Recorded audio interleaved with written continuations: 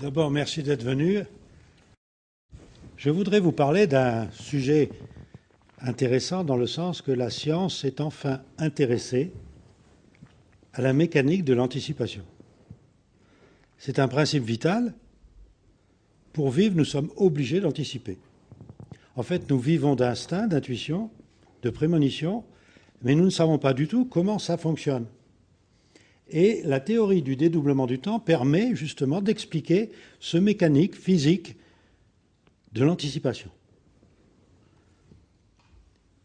Nous allons nous poser la question suivante.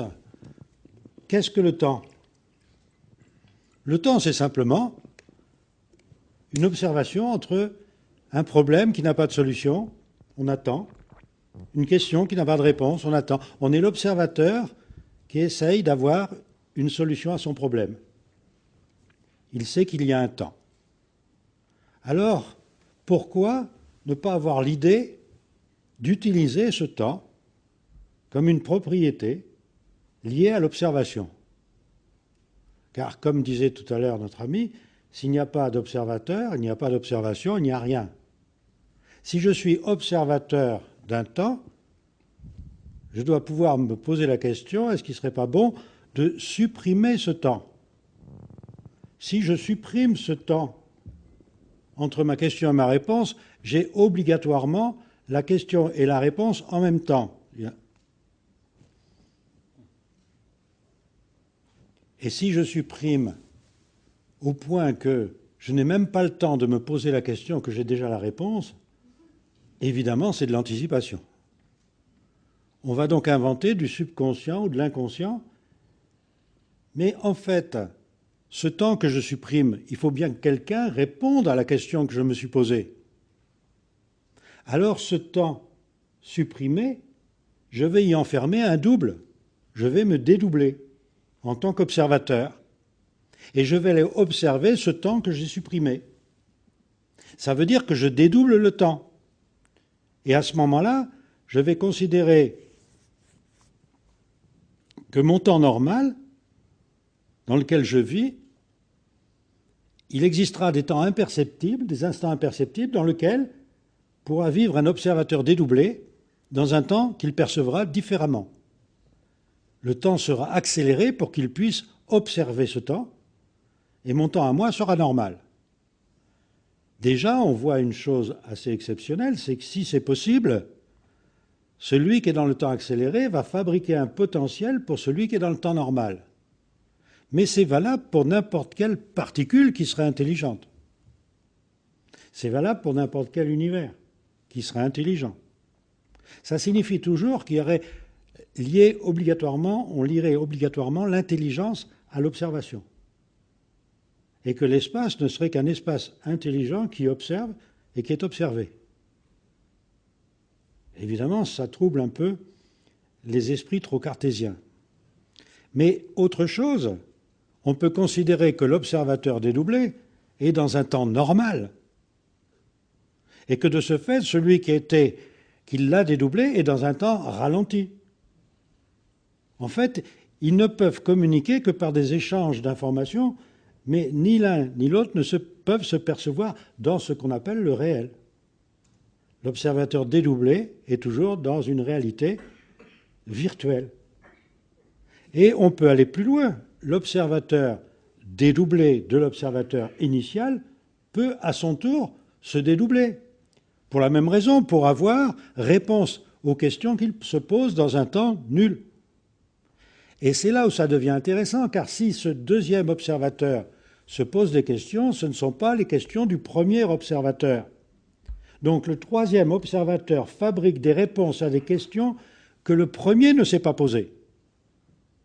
Et maintenant, comme il existe des temps imperceptibles communs aux trois observateurs, on peut échanger des informations dans ces temps imperceptibles et il y aura quelque chose de sensationnel, c'est que l'observateur initial peut aller voir les réponses à la question du deuxième observateur sans que le deuxième observateur ne puisse en prendre conscience.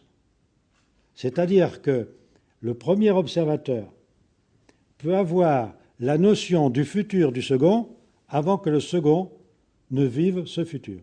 N'est-ce pas là la définition même de l'anticipation? Le second observateur fabrique un futur dans le troisième observateur. Le premier observateur mémorise dans un temps imperceptible la solution du troisième et la passe par échange d'informations toujours dans un temps imperceptible au second qui vit donc d'instinct, d'intuition et de prémonition. Il anticipe sa vie. Ça veut dire qu'un observateur, pour bien vivre, doit être 3 observateurs différents dans 3 temps différents. Cette conséquence, qui est donc l'anticipation, exige des temps imperceptibles pour chacun des observateurs. Il y en aura un qu'on peut considérer comme étant dans le passé, puisqu'il pose les questions. Il y en a un autre qui sera le présent, qui vivra dans son temps présent, et un troisième qui fabriquera son futur. Et par une mécanique sensationnelle, un mouvement sensationnel de dédoublement, il est possible que celui qui vit dans le temps présent puisse mémoriser son futur avant de le vivre. Voilà donc une mécanique bien huilée, mais qui exige une chose, c'est d'avoir un mouvement qui permettrait ça. Car ça, ce n'est que supposition. Supposition d'ailleurs qui était très connue, puisque Aristote nous en parle en disant qu'il y a toujours, pour un effet, 2 causes. La cause initiale et la cause finale. À savoir que lorsque vous décidez quelque chose, ça y est, vous fabriquez un potentiel. C'est un futur. Ce futur devient une cause initiale pour un événement. Mais en fait, c'est vous qui l'avez déclenché. Donc vous avez déclenché par une cause initiale une cause finale, vous la mémorisez et vous vivez dans le temps présent. Aristote connaissait donc la loi du dédoublement du temps qui nécessite 3 temps différents pour vivre. Einstein, il y a un siècle, nous parle de la relativité du temps. Ça serait une propriété physique tellement importante qu'elle ne servirait pas l'homme, on a du mal à l'imaginer. Poincaré, qui avait servi de base à la théorie d'Einstein, avait une autre idée, car il était un prodige scientifique dans le sens que c'était une vraie calculatrice. Il avait les résultats avant même de les formuler.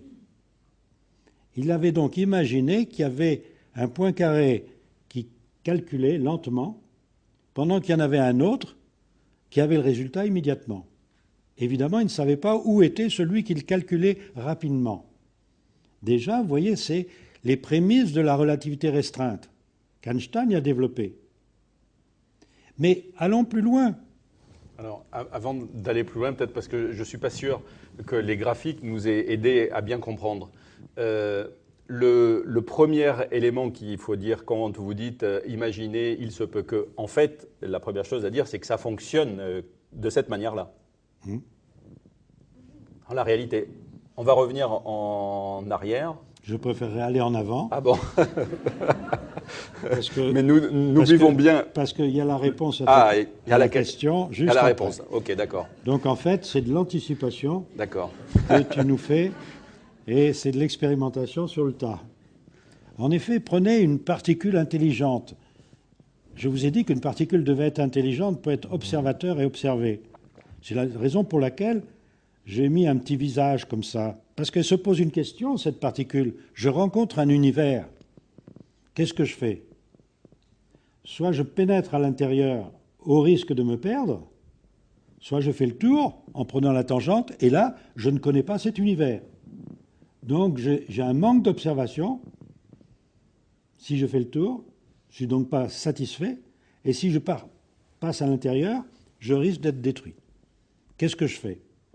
Eh bien, la solution évidente pour quelqu'un doué d'intelligence, je me dédouble.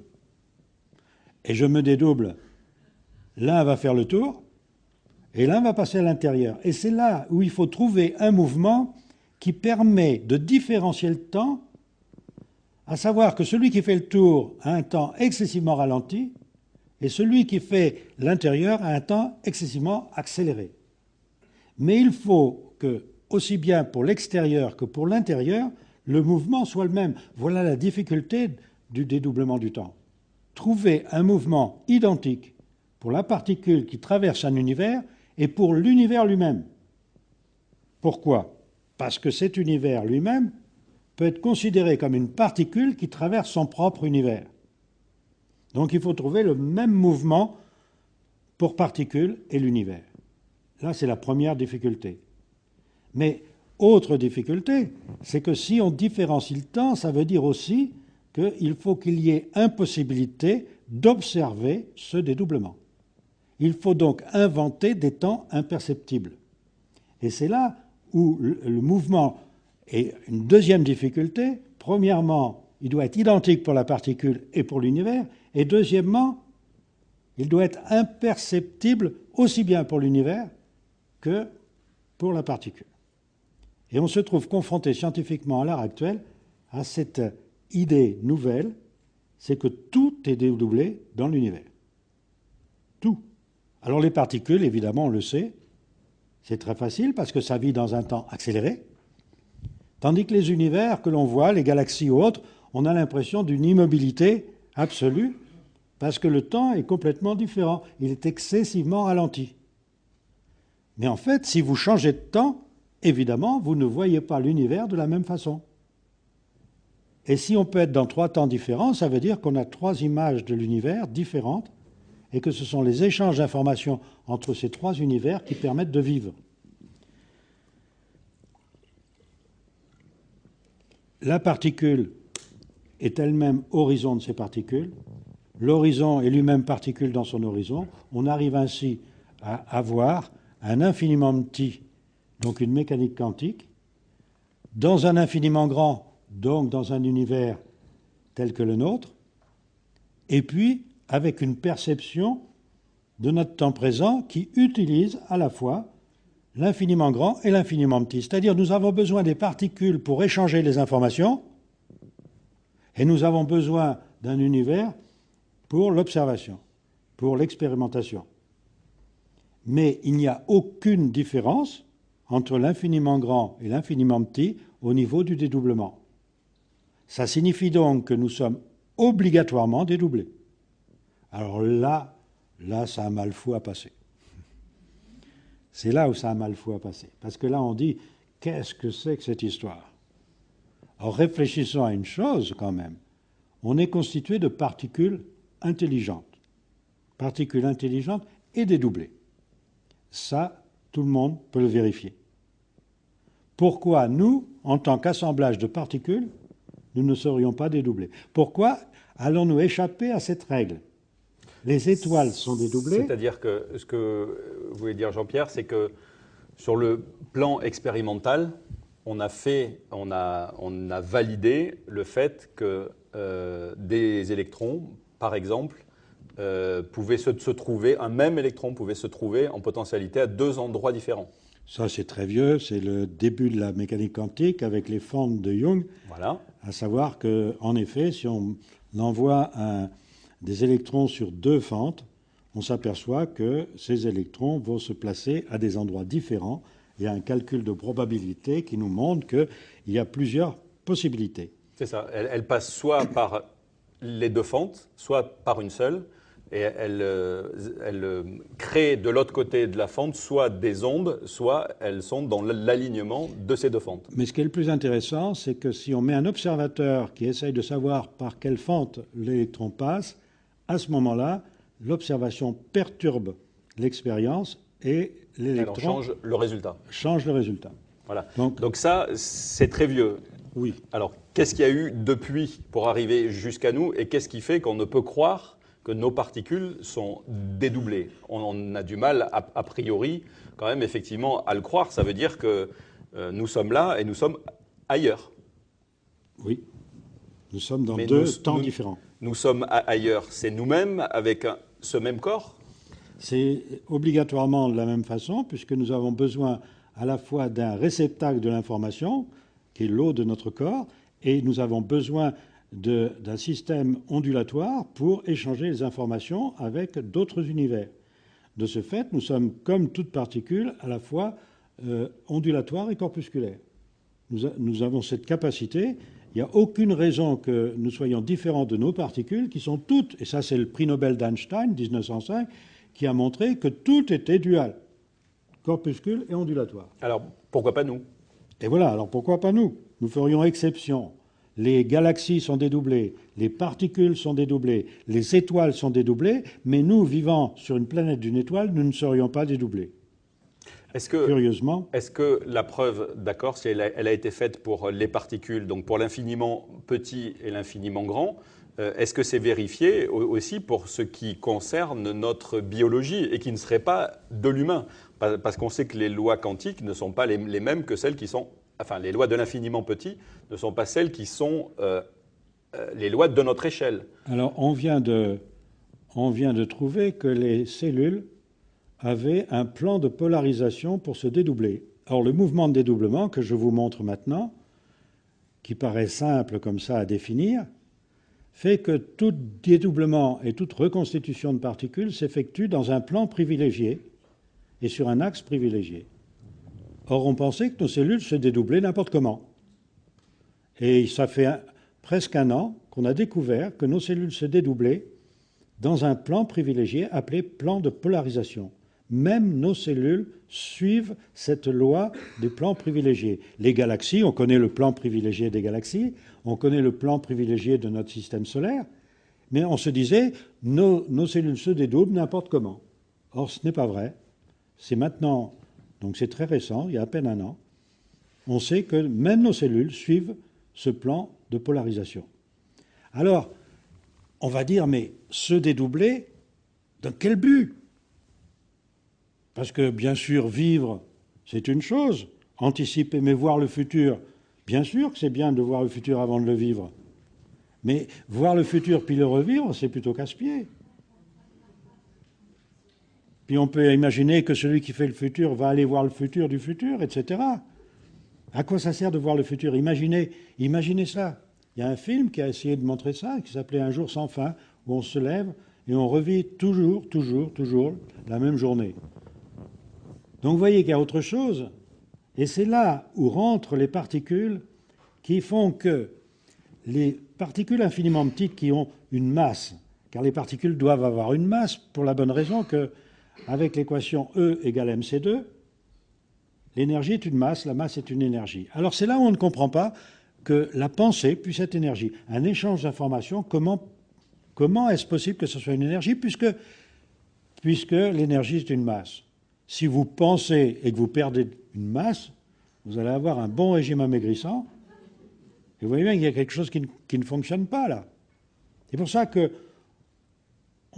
pendant tout le XXe siècle, on s'est dit, mais comment ça marche? Mais imaginez que la pensée utilise des particules, même avec masse, mais que dans un temps que vous ne percevez pas, vous recevez immédiatement une autre particule qui est la solution de la première. Donc en fait, chaque fois que l'on pense, il y a un échange d'énergie. Un échange d'énergie supporté par des particules. Entre l'information émise et l'information reçue. C'est ça. Et dans un temps imperceptible, ce qui fait que, comme vous avez une anticipation, on peut même dire une chose, c'est que plus vous pensez, plus vous recevez d'énergie. Plus on en perd aussi. Non, puisque vous récupérez la solution à vos problèmes. Mais on en perd toujours autant que l'on en récupère. Et c'est là le principe du dédoublement qui est assez bizarre, qui rejoint un autre principe de la mécanique quantique, c'est que dans un temps nul, on dispose d'une énergie infinie. Donc si j'arrive à supprimer de temps pour en faire des temps nuls, dans ces temps nuls où je pourrais peut-être fabriquer un potentiel, j'ai une énergie infinie. Sans perdre d'énergie, puisque je récupère la conséquence de cette énergie instantanément. Mais on voit bien une chose, justement, qu'on ne comprend pas, qu'est le principe d'Heisenberg. On ne comprend pas comment, dans un temps nul, je peux avoir une énergie infinie. Mais ça signifie bien, et c'est la seule explication par le dédoublement, que si je supprime le temps entre la question et la réponse, eh bien j'ai supprimé un temps, donc une énergie, et dans ce temps nul, je dispose d'une énergie. Si j'y mets un observateur, il peut très bien disposer de cette énergie qui ne sera plus infinie pour résoudre un problème. Et à ce moment-là, moi, dans mon temps où ce temps est nul, j'obtiens la réponse instantanément. Voilà une loi parfaite pour anticiper un mode de vie. Mais ça suppose, et c'est là où la conclusion est assez ahurissante, c'est que tout est intelligent. une particule est intelligente, un homme est intelligent, un soleil est intelligent, un univers est intelligent, et tout se passe par des échanges d'informations entre espace ou particules, et particules horizon de particules, ou espace particules dans son horizon, des échanges d'informations dans des temps imperceptibles. Ces temps imperceptibles ont fait aussi une chose, c'est qu'on a inventé une matière noire, une énergie noire, pour expliquer ces transports d'énergie sans qu'on puisse les voir. Car on sait que la masse réagit à une masse invisible, on a inventé la masse noire. On est en train de montrer que cette masse noire n'existe pas. Et ça, c'est très intéressant. Il y a une théorie actuelle, là, qui a à peine 6-8 mois, qui essaye de montrer ça. À partir de l'observation de galaxies, on vient de s'apercevoir que non, la vitesse de rotation des étoiles dans la galaxie ne correspondait pas à cette fameux modèle standard qui impose une énergie noire ou une masse noire. Donc, la théorie du dédoublement arrive juste au moment où ça permet de donner des explications. Comme vous a dit mon ami Rémi tout à l'heure, la grande difficulté que j'ai pour imposer cette théorie, c'est que je ne fais plus partie du moindre laboratoire et que tout ce que je fais est indépendant. De ce fait, ça me laisse une liberté de parole, certes, mais d'un autre côté, c'est beaucoup plus difficile à faire admettre dans la communauté scientifique qui est assez, quand même, il faut le dire, encroûtée dans pas mal d'idées. Je voudrais justement vous montrer quelque chose de très intéressant. C'est qu'il y a un discours scientifique très sérieux derrière. Car si je parle de dédoublement, il me faut avoir des vitesses de dédoublement pour que les particules puissent se dédoubler, passant dans des ouvertures temporelles. Tout ça nécessite le mouvement d'une part, peut-être, mais aussi une vitesse de dédoublement. Car ça voudrait dire à ce moment-là que nous sommes bien des observateurs dédoublés. Le mouvement, il y est, cette vitesse peut être très intéressante. Alors vous allez voir, avant que vous me posiez des questions, s'il y a des scientifiques d'ailleurs dans la salle, ils pourront en poser, la vitesse de dédoublement est indépendante de la vitesse de la source et de l'observateur. Ça, c'est intéressant. C'est une vitesse qui n'est pas liée à l'observateur, qui n'est pas liée à la source de la particule qui se dédouble. Donc c'est bien un échange d'informations entre particules dédoublées. D'autre part, si je prends, puisque nous vivons dans le système solaire et que nous sommes des observateurs du système solaire, il y a le mouvement de dédoublement se retrouve avec la Terre et le Soleil. Et à ce moment-là, je calcule tout simplement cette vitesse de dédoublement par le mouvement de dédoublement. Vous voyez que c'est assez simple. C'est 216 que multiplie quelques 10 000, que multiplie 2pi RS, RS le rayon solaire, par an. Voilà chaque année ce que doivent faire les particules qui se dédoublent. Et 2 160 000, ça sort? Ah ben 2 160 000, c'est 216 que multiplie 10 000. D'accord, mais les 216... Alors c'est les 216, ils sont en dessous. Ah oui, d'accord. On les voit en dessous. D'accord, c'est la Mais moitié. alors ce qu'il y a de très intéressant, c'est que ce calcul, qui est en fait un temps par rapport à un autre temps, ou des kilomètres par rapport à des secondes, ou des secondes par rapport à des kilomètres, en fait, il n'y a pas forcément d'unité là-dedans. C'est juste un rayon solaire, voilà la seule chose, et une année. Alors si maintenant je mets des kilomètres par seconde pour m'intéresser à cette vitesse de dédoublement, c'est là où ça devient très intéressant, car cette vitesse de dédoublement, c'est tout simplement la vitesse de la lumière. Et cette vitesse de la lumière n'est donc indépendante de la source et indépendante de l'observateur, ce qui prouve bien que ce n'est pas une vitesse. Car vous n'avez jamais vu une vitesse indépendante de l'observateur. Si vous vous déplacez, la vitesse de l'objet qui se déplace n'est plus la même. Alors c'est assez inquiétant. Non, c'est que cette vitesse qui a été imposée par Einstein dans les équations a bien une dimension de vitesse, mais ce n'est pas une vitesse dans le sens de notre observation. Il y a autre chose, vous voyez, qui est très intéressant dans le mouvement de dédoublement, pour relier ce mouvement au côté scientifique actuel, c'est que dans le mouvement de dédoublement, quand la particule est en dédoublement, on peut connaître sa vitesse, mais on ne connaît pas sa position. Mais quand elle n'est plus en dédoublement, on connaît sa position, mais on ne connaît plus sa vitesse. Et là aussi, il y a une autre loi, qui est aussi d'Heisenberg, c'est que si vous connaissez la position d'une particule, vous ne connaissez pas sa vitesse, et inversement. Et je dis toujours une chose assez ahurissante. Imaginez des policiers qui seraient en train de dresser un procès-verbal pour excès de vitesse aux particules sur autoroute. Ils verraient bien la vitesse qui est interdite, mais ils ne sauraient pas où est la voiture. Ça serait embêtant. Ou alors ils voient la voiture, mais à ce moment-là, ils ne connaissent plus la vitesse. Ça, c'est la mécanique quantique. Eh bien, qu'il y a quelque chose d'assez ahurissant derrière, qui explique le mouvement de dédoublement, qui explique la vitesse de dédoublement. Et si maintenant, au lieu de parler de kilomètres par seconde, je m'amuse à mettre des années par année, car je peux. Qu'est-ce que c'est qu'un tour de soleil? Le soleil met 27 jours, 0, il y a des poussières derrière, par an, 27 jours par an. Je peux considérer qu'un 27e de jour, c'est un tour solaire.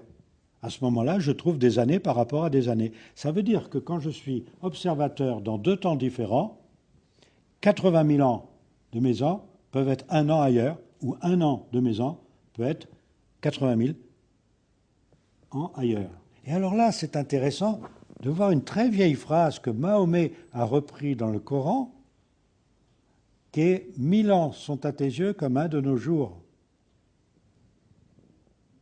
Ce qui prouverait qu'à une époque, on connaissait, peut-être on avait perdu la loi, mais on connaissait cette histoire de différenciation du temps. Or, vous savez que les mathématiques nous ont été transmises par le monde arabe.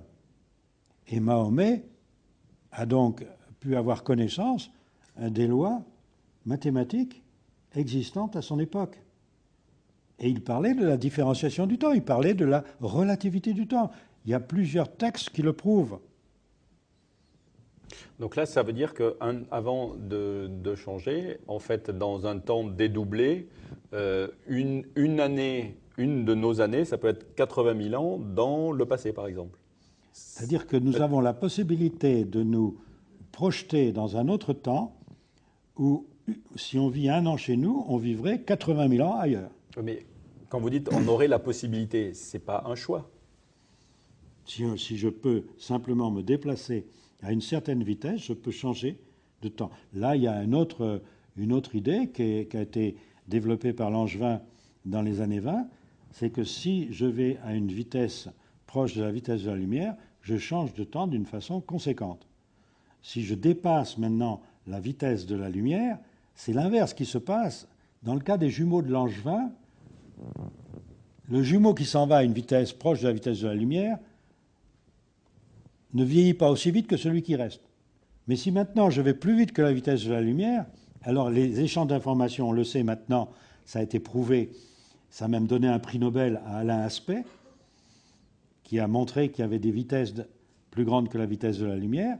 Ça signifie là, à ce moment-là que si j'arrive à me déplacer, si la pensée, l'énergie arrive à se déplacer à des vitesses supérieures à la vitesse de la lumière, à ce moment-là, je vieillis plus vite que celui qui reste. Mais quand je reviens, c'est l'inverse, je rajeunis. C'est-à-dire qu'en fait, je fais de l'anticipation. Donc je peux vivre 80 000 ans pendant 1 an si je me déplaçais pendant 1 an. Mais pourquoi se déplacer pendant 1 an? Si je me déplace pendant 1 an, mon corps, qui reste, lui, tranquille, c'est-à-dire je meurs, et j'ai une partie de moi qui s'en va, c'est la partie information, je ne peux partir et revenir que dans un temps très court. Alors si je pars 1 seconde, eh bien j'ai 80 000 secondes ailleurs. Et en 80 000 secondes, je peux faire pas mal de choses. Si j'ai 1 microseconde pendant laquelle je m'en vais, j'ai aussi du temps pour fabriquer quelque chose. Mais en plus, quand je suis dans ce temps du rapport 1 à 80 000, je peux encore passer dans des ouvertures temporelles pour avoir le même écart de temps. Et vous voyez que je peux aller ainsi très loin. Et voilà ce que donne la théorie du dédoublement. Il y a 3 vitesses qui sont liées pour avoir le passé, le présent et le futur. Et ces 3 vitesses que vous voyez là donnent une plus grande vitesse de 854 milliards de kilomètres par seconde. Ouais, c'est absolument prodigieux. Donc ça, c'est la vitesse de transmission de l'information. Voilà, ce qui fait que... Maximum. Maximum. Alors, on a appelé ça en science l'intrication, parce qu'on a supposé, c'est Suarez qui a supposé, en faisant des expériences, que cette vitesse était infinie. Donc quand il y a deux particules dédoublées, on en déduit que les deux particules reçoivent la même information en même temps. Et moi, la question que je pose, mais qui donne l'information? Mais si l'information est donnée en même temps, ça veut dire qu'il y a trois particules qui reçoivent l'information en même temps. Alors je pose encore la question, qui donne l'information aux trois particules? Vous voyez que la vitesse infinie ne tient pas debout. L'intrication nécessite qu'il y ait quand même quelqu'un qui donne l'information, et de ce fait, il faut que la vitesse soit finie. Alors, on va même plus loin. On peut dire, puisque les vitesses de dédoublement sont finies, celui qui le premier s'est dédoublé, qu'on pourrait appeler le créateur du dédoublement, est donc fini dans un espace fini, lié à des vitesses finies. Et il bénéficie du passé, du présent et du futur. Et nous avons la même possibilité, dans un autre espace, de bénéficier du passé, du présent et du futur. Et on peut dire en conclusion que dans tout espace, pour vivre, il faut créer le futur par nos pensées et ensuite le mémoriser pour voir s'il est bon de le vivre ou ne pas le vivre. Et cette mémoire doit être instantanée pour que vous ne puissiez pas en avoir le détail et que ça ne vous donne pas l'impression du déjà vu, du déjà connu, qui serait vite embêtant. Donc on a la capacité de voir le futur avant de le vivre dans un temps que vous n'avez pas de façon consciente. C'est ce qu'on appelle l'inconscient. Et comme ce potentiel futur que nous fabriquons nous-mêmes dans un temps imperceptible est disponible pour tout le monde, on peut appeler ça un inconscient collectif qui remplit notre conscience de tas d'idées, de pensées, d'envies, de souhaits. Et en fait, on peut dire une chose, c'est que toutes nos pensées sont liées au futur, sont donc anticipées.